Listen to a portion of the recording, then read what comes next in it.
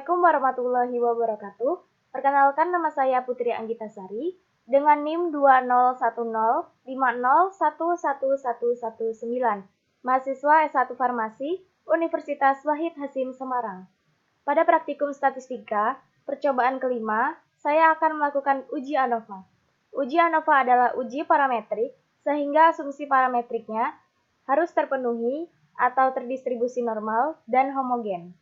Sebelum kita melakukan uji yang lainnya, kita harus mengecek apakah kasus ini terdistribusi normal atau tidak, dan homogen atau tidak. Jikalau salah satunya ada yang tidak terdistribusi normal, maka kita akan melakukan uji non-parametrik.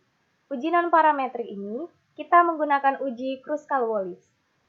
Selanjutnya kita lihat pada kasus P5 ini, seorang peneliti melakukan sebuah penelitian mengenai aktivitas anti-aging, ekstrak etanol herbal alfalfa atau EHA melalui penghambatan enzim hyalurodinase.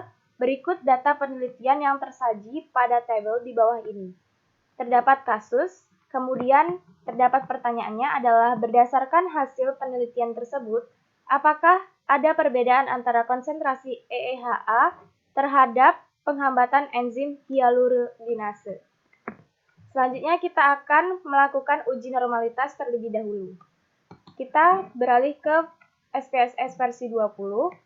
Pada name kita isi E1, E2 sampai dengan E5.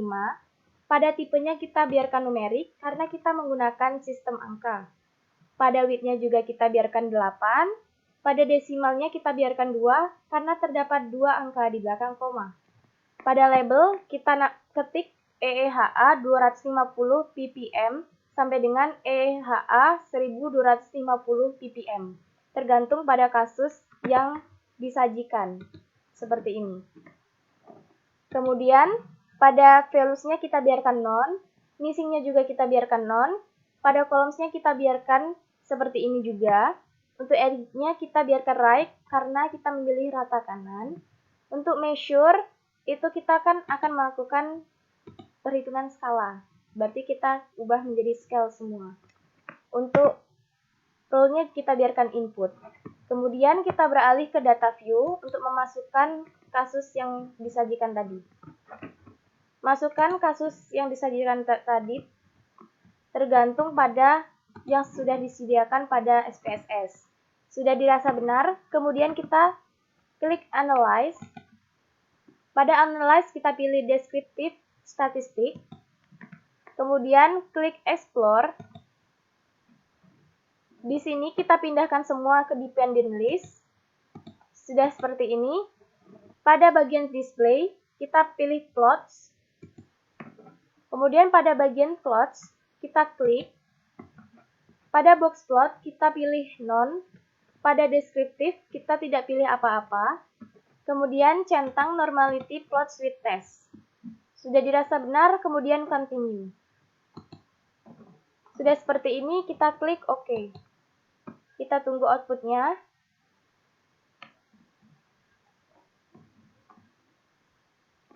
Maka akan muncul seperti ini. Bisa dilihat signifikannya itu ada yang kurang dari 0,05. Itu berarti tidak terdistribusi normal. Selanjutnya kita akan melakukan uji homogenitas. Kita beralih ke aplikasi SPSS versi 20.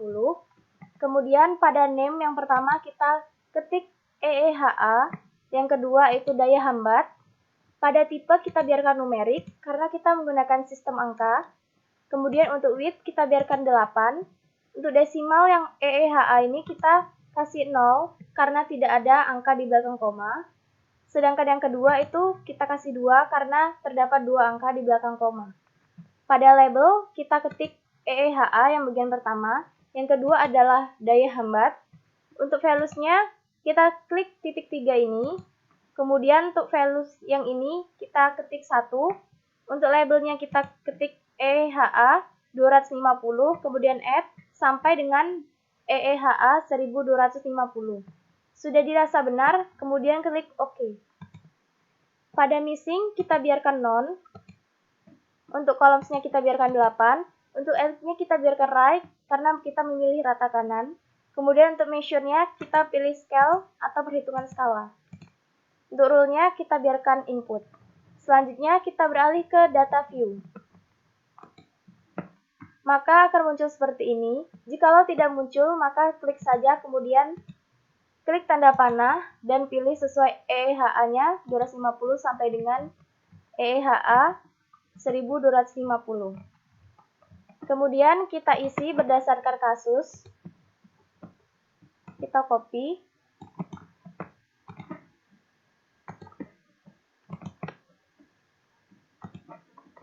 Kemudian kita copy EEHA yang 500.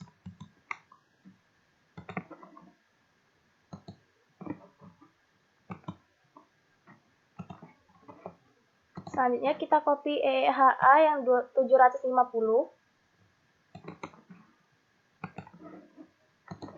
Kita pindahkan pada bagiannya. Kemudian kita pindahkan yang EEHA yang 1000.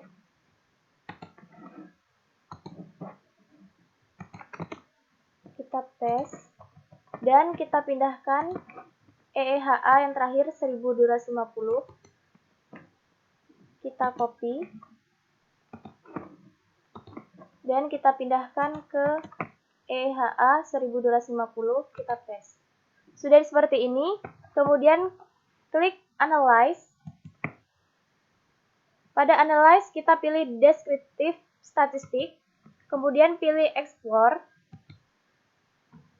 dan pindahkan daya hambat ke Dependent List, sedangkan EHA-nya ke Factor List. Kemudian sudah dirasa benar, untuk displaynya kita biarkan bold, kemudian untuk statistikanya kita biarkan deskriptif, dan confidence-nya kita biarkan 95%. Continue. Untuk plots-nya pada bagian plots kita klik. Untuk box plot-nya kita none. Kemudian deskriptifnya kita biarkan kosong. Kita centang normality plots with test. Kemudian pilih pada spread versus level ini kita pilih power estimation. Kemudian continue. Sudah dirasa benar, kemudian klik OK. Kita tunggu outputnya. Maka akan muncul output seperti ini. Nilai signifikan pada homogenitas daya hambat itu tidak ada yang melebihi 0,05, maka tidak ada yang homogen. Selanjutnya kita akan melakukan uji non-parametrik, yaitu uji Kruskal-Wallis. Selanjutnya kita akan melakukan uji Kruskal-Wallis. Uji Kruskal-Wallis ini adalah apabila asumsi parametrik pada uji ANOVA kurang dari 0,05 atau tidak terdistribusi normal, maka kita akan melakukan uji non-parametrik, yaitu uji Kruskal-Wallis. Langsung saja kita beralih ke aplikasi SPSS versi 20. Pada variable view, kita biarkan seperti tadi, karena kita menggunakan kasus yang sama. Kemudian, pada data view-nya juga kita biarkan seperti ini. Selanjutnya kita langsung saja ke Analyze. Pada Analyze, kita pilih Non-Parametric Test. Pada Non-Parametric Test, kita pilih Legacy Dialog. Pada Legacy Dialog, kita pilih ke Independent Sample. Kemudian, pada Test Variable List, kita pindahkan daya hambat. Pada grouping variabel kita pindahkan EEHA, kita klik EEHA-nya, kemudian pada define range-nya kita klik, kita ketik minimumnya 1, pada maksimumnya 5, kemudian continue. Selanjutnya pada bagian test type-nya kita pilih Kruskal-Wallis karena kita akan menggunakan uji Kruskal-Wallis. Selanjutnya kita klik OK. Kita tunggu, maka akan muncul output seperti ini. Untuk SMP signifikannya itu kurang dari 0,05 dan soalnya itu berdasarkan hasil penelitian tersebut, apakah ada perbedaan antara konsentrasi EEHA terhadap penghambatan enzim hyalurodinase? Jawabannya itu ada dan terdapat perbedaan yang sangat signifikan antara konsentrasi EEHA dengan penghambatan enzim hyalurodinase. Sekian dari saya, terima kasih sudah menonton video saya. Saya ucapkan wassalamualaikum warahmatullahi wabarakatuh.